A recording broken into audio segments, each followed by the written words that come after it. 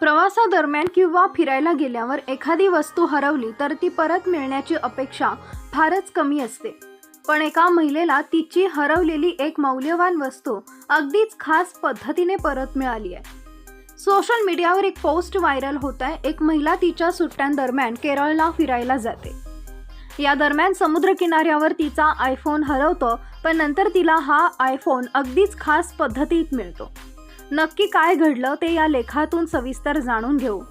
तर गोष्ट अशी आहे की कर्नाटकची पर्यटक तिच्या सुट्ट्यांदरम्यान केरळला फिरायला गेली होती. या सहलीदरम्यान तिचा आयफोन समुद्रकिनाऱ्यावर हरवला.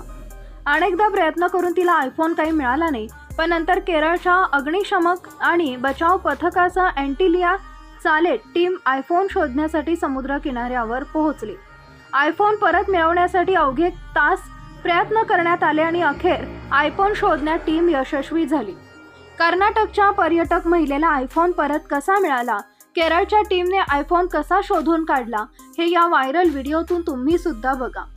व्हिडिओ तुम्ही पाहिला असेल की अग्निशमक आणि बचाव पथक समुद्रकिनाऱ्यावर असणाऱ्या खडकांमध्ये अगदीच मेहनतीने आयफोन शोधत आहेत.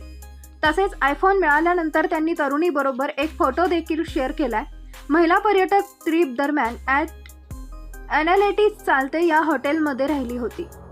तर याच हॉटेलच्या अधिकृत इंस्टाग्राम अकाउंटवरून हा व्हिडिओ शेअर करण्यात आलाय. तसेच व्हिडिओच्या कॅप्शनमध्ये तरुणीचा आयफोन शोधून दिल्याबद्दल केरळ अग्निशमन आणि बचाव पथकाचे हॉटेल कर्मचाऱ्यांनी आभार मानले.